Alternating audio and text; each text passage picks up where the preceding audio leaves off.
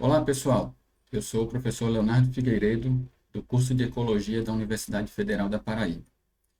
Hoje eu estou aqui para mostrar para vocês como elaborar ou como produzir um shapefile de pontos a partir de um arquivo, de uma tabela do Excel, por exemplo.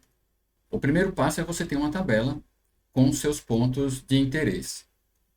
Nessa tabela, você vai ter, por exemplo, uma coluna onde você vai ter o nome do ponto, pode ser o nome do município, um código, alguma informação, algum atributo dos pontos que você deseja trabalhar. E você tem que ter, no mínimo, duas colunas que indiquem as coordenadas de cada ponto. Nesse exemplo, a gente vai fazer como? A gente vai ter duas colunas, uma chamada latitude e a outra chamada longitude. O nome da coluna não importa muito, porque você pode configurar isso no programa, no caso do SIG. Poderia ser X e Y, poderia ser coordenada 1, coordenada 2, vocês podem escolher o nome que quiserem. Tá? O importante é que as coordenadas estejam separadas em colunas. Né? Então, no caso, como nesse caso, latitude e longitude. Outra questão interessante aqui é trabalhar com o formato graus decimais. Então, nesse caso aqui, a gente teria menos 4,1251 graus, né, de latitude. E de longitude, menos 41,4002 graus. Tá? Então, assim, é bem interessante tentar sempre trabalhar com esse formato graus decimais, ainda que alguns SIGs reconheçam graus, minutos e segundos também. Bom, como vocês estão percebendo, os valores de decimais eles estão separados por vírgula. Tá? Uma outra opção poderia ser também deixar os decimais separados por ponto. Tá? Tem muitos softwares que, por padrão, reconhecem essa separação de decimais por ponto e não por vírgula. Tá? No caso do SIG que a gente vai utilizar, que é o QGIS, ele dá uma opção ao usuário para indicar se a separação de decimais foi feita por vírgulas ou pontos. Bom, então vamos lá. A primeira coisa que vocês têm que fazer é pegar o arquivo do Excel de vocês e salvá-lo num formato que o QGIS vai reconhecer. Tá?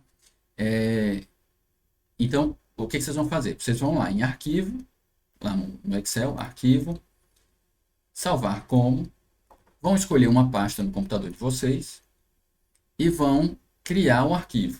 Tá? Eu vou colocar aqui pasta 3, porque já tem dois outros arquivos nessa pasta. Tá? Então, eu vou colocar pasta 3 para a gente fazer nosso exemplo.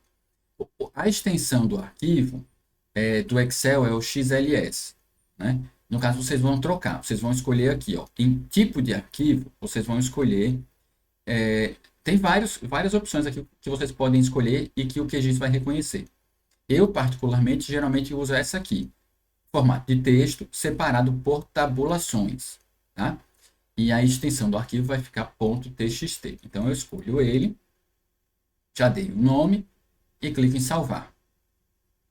Pronto, já está feito. Então, eu já tenho no meu computador um arquivo no formato TXT com os dados que eu vou utilizar para criar meu shapefile de pontos. Feito isso, agora é só a gente ir lá para o QGIS. Já no QGIS, o que a gente vai fazer para criar esse shapefile? No caso, aquela tabela vai corresponder a esses pontos, tá? Que já estão aqui na tela. Então, como é que eu vou fazer para criar esse shapefile? Então, nessa barra lateral, eu tenho as opções de inserir camadas, layers, camadas no QGIS. Camadas vetoriais, camadas raster, né, ou matriciais. E aí tem essa opção aqui, ó, que é o quarto botão, que tem uma espécie de uma vírgula, né, que é adicionar camada de texto delimitado. Então, o que eu vou fazer? Vou clicar nesse botão, vai abrir uma janela, onde vai ter lá em cima, nome do arquivo. O nome do arquivo é aquele arquivo que a gente criou, o pasta 3. Então, eu clico aqui em buscar. Vou até a minha pasta, onde eu salvei os arquivos, e escolho lá o arquivo que eu quero, pasta 3, e mando abrir. Tá? Automaticamente, percebam que o programa ele completou esses campos aqui, ó. Campo X, ele reconheceu a palavra longitude, que já tinha naquela tabela, e ele reconheceu a palavra latitude. Tá? Então, quer dizer, todos os dados que estiverem naquela coluna longitude, o programa já está reconhecendo que é a longitude do nosso ponto. E todos os dados que estão na coluna latitude, o programa já reconhece que é a latitude do nosso ponto. É interessante aqui que, caso apareça diferente aí no programa de vocês, né? Esses delimitadores, tá? Lembrem que na hora que a gente criou o arquivo, a gente optou por TXT separado por tabulação. Então, você vai deixar marcado aqui tabulação. E é interessante que vocês desmarquem todas as opções que estão aqui, tá? Que eventualmente estejam marcadas também, certo? Então, deixa marcadinho lá só tabulação. Se vocês optaram por criar um arquivo separado por vírgulas, que cada coluna ficasse separada por vírgulas, então você escolheria vírgula, tá? E não tabulação. No nosso caso foi tabulação, então deixa marcado tabulação. Tá? Aqui está a opção que eu falei. Ó. O programa ele dá a opção para o usuário de indicar que o separador das decimais é a vírgula. Né?